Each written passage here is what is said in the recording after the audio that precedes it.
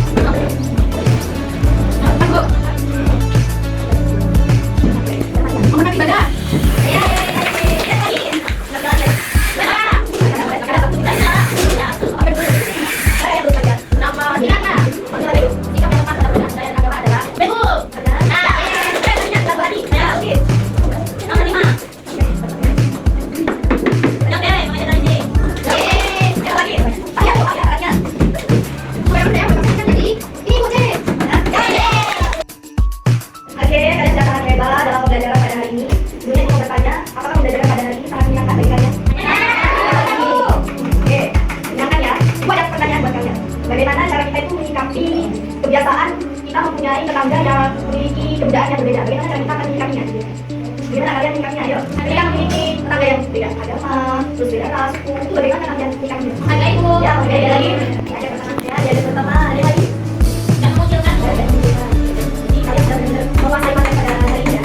Baik, sebelum pembelajaran pada hari terakhir, Ibu mau minta di antara kalian salah satu sudah menyimpulkan materi pada hari ini. Siapa yang Bu? Oke. Nah, kita sebagai umat Indonesia harus memiliki sikap toleransi terhadap banyaknya keberagaman di Indonesia, Bu. Yaitu kita harus menghargai teman-teman dari yang beda agama atau sama agamanya.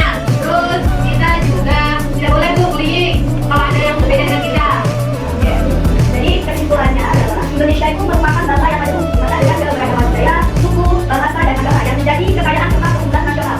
Keberagaman ini harus disikapi dengan secara toleransi, yaitu sikap saling menghormati, menerima perbedaan dan hidup rukun. Meskipun kita memiliki latar belakang yang berbeda, dengan menerapkan toleransi dalam kehidupan sehari-hari, di rumah, di sekolah, atau di lingkungan masyarakat itu kita akan terciptalah lingkungan yang damai, harmonis dan saling menghargai. Nah, oleh karena itu, menjaga dan melestarikan keberagaman budaya dan agama merupakan tanggung jawab bersama sebagai wujud pengalaman nilai-nilai Pancasila. Jadi ucapkan terima kasih sebelum kita akhiri pembelajaran. Siapa di sini siapa kelasnya? Kita ini kelasnya. Siapa kelasnya? Ya.